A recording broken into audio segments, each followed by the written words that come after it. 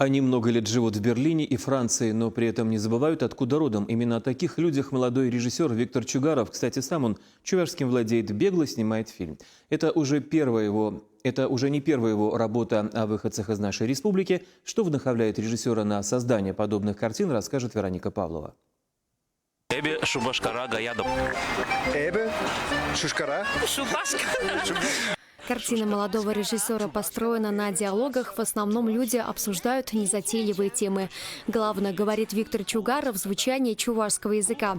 Герои его фильма – это выходцы из Чувашии, которые много лет живут за границей. Поэтому во время интервью можно заметить, как невзначай и респонденты, и сам Виктор переходят на иностранный язык. Самолет павышся кильдебы. Самолет флаг Памар. Я лавинеде прилез кильдебы.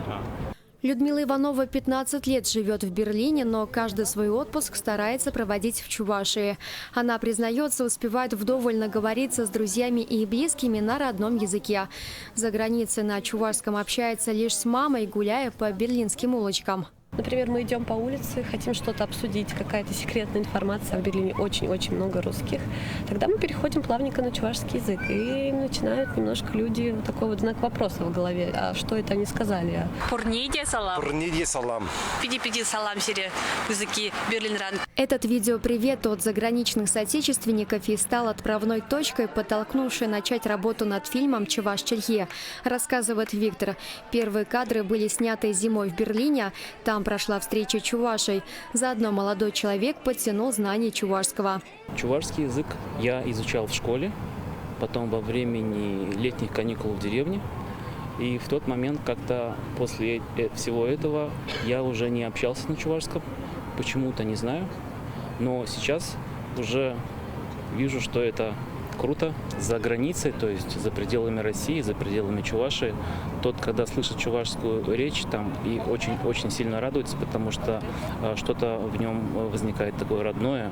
В Чебоксарах тоже разговаривают на чувашском языке, но почему-то мало, поэтому для этого я и снимаю фильм, чтобы разговаривали побольше народом.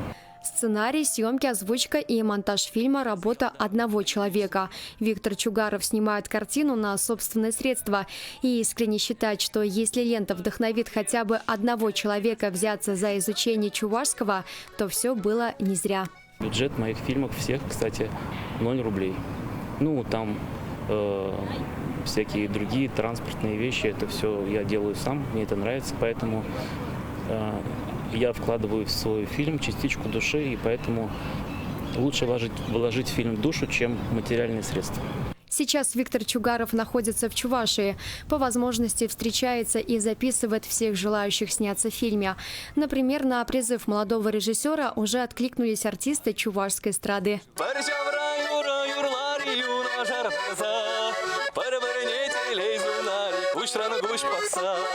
Премьера фильма назначена на 2020 год. В него войдут еще и съемки, проведенные в Париже.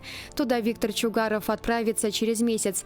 Во Франции пройдет очередная встреча выходцев из нашей республики. Кстати, к этому времени туда доберется и известный чувашский велопутешественник Никита Тенче, который в этом году вместе с семьей отправился в мировое кочевье.